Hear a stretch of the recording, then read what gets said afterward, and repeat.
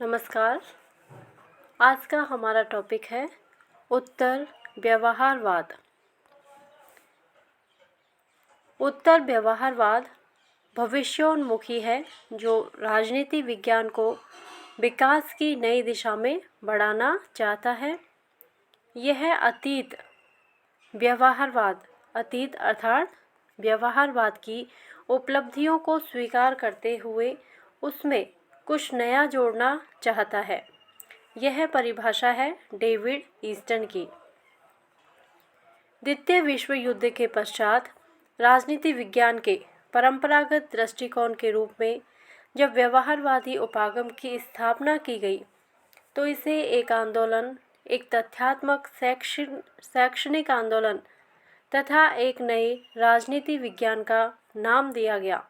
किंतु व्यवहारवाद की स्थापना के लगभग 20 वर्षों बाद स्वयं इसके समर्थकों ने यह अनुभव किया कि इसमें अनेक आधारभूत कमियां हैं। परिणाम स्वरूप व्यवहारवाद के प्रति असंतोष का जन्म हुआ और अनेक पुराने व्यवहारवादियों ने व्यवहारवाद के स्थान पर उत्तर व्यवहारवाद की स्थापना की। 1960 के दशक की समाप्ति के पहले डेविड ईस्टन के द्वारा, जो स्वयं व्यवहारवादी क्रांति के प्रमुख प्रतिपादकों में से था, व्यवहारवादी स्थिति पर एक प्रबल आक्रमण किया। डेविड ईस्टन ने उत्तर व्यवहारवाद को व्यवहारवाद के प्रति एक प्रतिक्रिया के रूप में नहीं अपितु मूल व्यवहारवादी आंदोलन में सार्थक सुधार के रूप में स्वीकार किया है। डेविड ईस्टन के द्वारा उत्तर व्यवहारवाद का अभिप्राय। व्यवहारवादी राजनीतिक विश्लेषण में प्रामाणिक अध्ययन के दौर में प्रामाणिकता को प्रमाणित करने वाले आधारभूत तथ्य मूल्य को अध्ययन में उचित स्थान नहीं दिया गया। अनुसंधान की तकनीक को अनुसंधान के उद्देश्य से अधिक महत्वपूर्ण बना दिया गया। परिणाम स्वरूप राजनीतिक विश्लेषण को वैज्ञानिकता का एक निश्चित स्तर प्राप्त हो गया, लेकिन उसके निष्कर्षों में औचित्यपूर्ण एवं वैध शाश्वतता का अभाव बना रहा। उत्तर व्यवहारवादी राजनीतिक विश्लेषण में मूल्यों को समाविष्ट कर राजनीतिक अध्ययन को औचित्यपूर्णता एवं प्रासंगिकता प्रदान करने के पक्षधर हैं। उत्तर व्यवहारवाद अपने विश्लेषण में वैज्ञानिकता के तत्व को शिथिल नहीं करना चाहता है, बल्कि वह इसे और ज़्यादा विस्तृत करना चाहता है। इस प्रकार उत्तर व्यवहारवाद एक प्रकार की क्रांति है जिसने राजनीतिक प्रक्रिया के अध्ययन में एक नवीन समन्वयात्मक दृष्टिकोण को प्रस्तुत किया, जिसमें तथ्य एवं मूल्य दोनों का विवेक सम्मत समावेश किया। डेविड ईस्टन के शब्दों में, उत्तर व्यवहारवादी क्रांति उस व्यवहारवाद का घोर विरोध करती है जिसके द्वारा राजनीति विज्ञान को प्राकृतिक विज्ञान की कठोर वैज्ञानिक शोध पद्धति का प्रयोग कर विशुद्ध विज्ञान का रूप देने का प्रयत्न किया। यह विरोध परंपरावादियों द्वारा किए गए इसी प्रकार के विरोध से सर्वथा भिन्न है। परंपरावादी वैज्ञानिक पद्धति का विरोध करते हैं क्योंकि वे प्राय मनुष्य के व्यवहार में परीक्षण योग्य सामान्यीकरण को खोजने की संभावना को ही अस्वीकार करते हैं। उनका मत है कि मानवीय और सामाजिक व्यवहार विभिन्नताओं से भरा हुआ है, अतः उसका सामान्यीकरण नहीं हो सकता। उत्तर व्यवहारवादी इस परंपरावादी तर्क से सहमत नहीं है। इनके अनुसार मानव एवं सामाजिक व्यवहार का वैज्ञानिक अध्ययन न केवल संभव अपितु आवश्यक एवं उचित भी है। व्यवहारवादी क्रांति से हम अपने विश्लेषण को सार्थकता नहीं दे सकते। अतः हमें उत्तर व्यवहारवादी बनना होगा। ये डेविड ईस्टन के कथन हैं। उत्तर व्यवहारवाद के समर्थकों का यह आग्रह है कि शोध किसी भी पद्धति से किया जाए, उसे प्रासंगिकता की कसौटी पर खरा उतरना चाहिए। डेविड ईस्टन ने इसे प्रासंगिकता का सिद्धांत अथवा प्रासंगिकता धर्म नाम दिया है।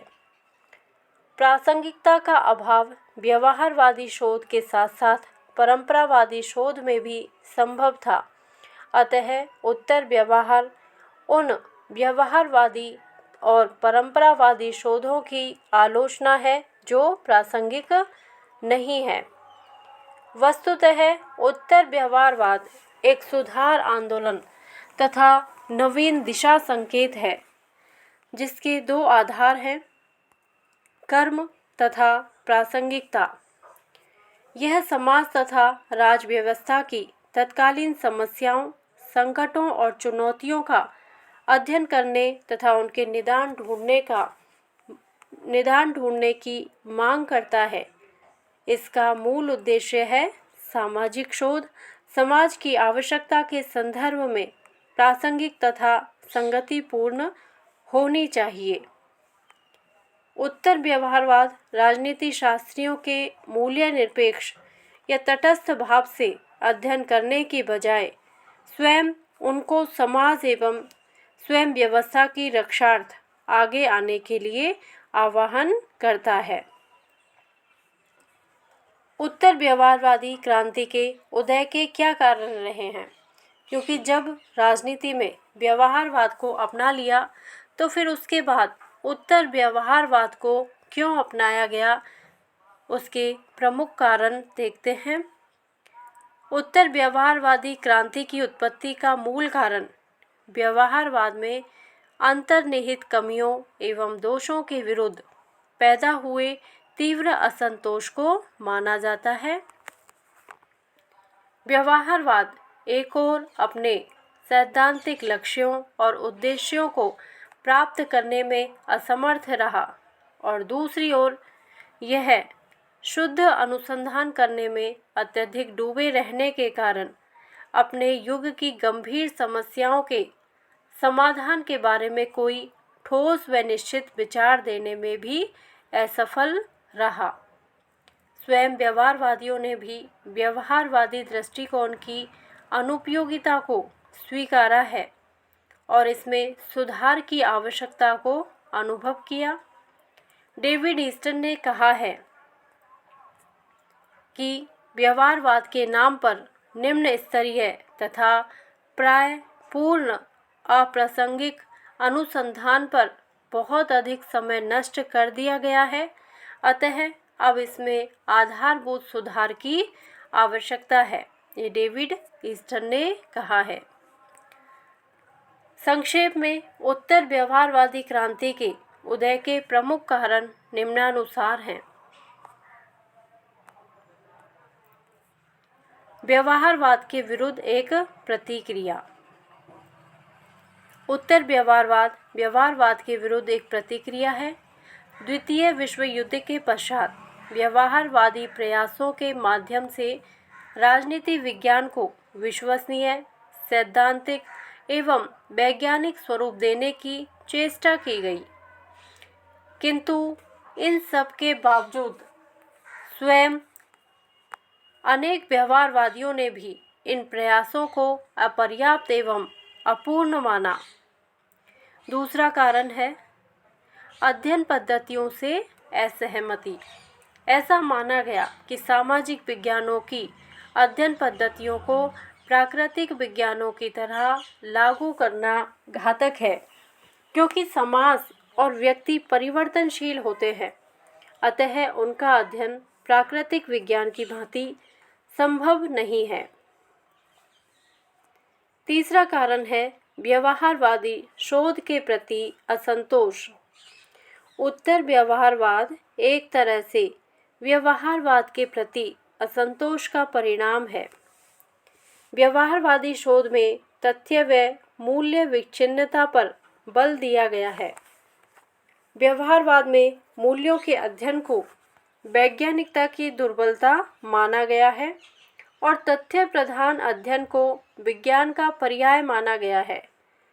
किंतु उत्तर व्यवहारवादियों का मानना है कि तथ्य और मूल्य दोनों ही व्यक्ति के संदर्भ में प्रासंगिक हैं, अतः इनमें भेद करना कृत्रिम है। राजनीति विज्ञान को सही अर्थों में राजनीतिक एवं वैज्ञानिक दोनों ही रूपों में जीवंत होना चाहिए, इसलिए मूल्यों को नकारा नहीं जाना चाहिए। अगला कारण है विश्व मानवता के प्रति दायित्वों की उपेक्षा। व्यवहारवादी क्रांति के साथ ही समाज, राज व्यवस्था और विश्व अनेक संकटों एवं समस्याओं से घिर गए। मसलन आणविक युद्ध का भय, अमेरिका में काले और गोरे का भेद, तानाशाही शासन की बढ़ती हुई संभावनाएं, वियतनाम में अघोषित युद्ध तथा जनसंख्या विस्फोट आदि। किंतु राजनीति को विशुद्ध विज्ञान बनाने की आकांक्षा में व्यवहारवादियों का यह कहना था कि उस शोध और अनुसंधान की क्या उपयोगिता हो सकती है जिसने समाज और राज व्यवस्था के इन तीव्र रोगों, संकटों एवं समस्याओं के निदान की ओर ध्यान नहीं दिया। तो ये थे उत्तर व्यवहारवाद के उदय के कारण। धन्यवाद। यदि आपको यह वीडियो अच्छा लगा हो तो प्लीज़ मेरे वीडियो को लाइक करें, शेयर करें और मेरे चैनल को सब्सक्राइब करें। Thank you.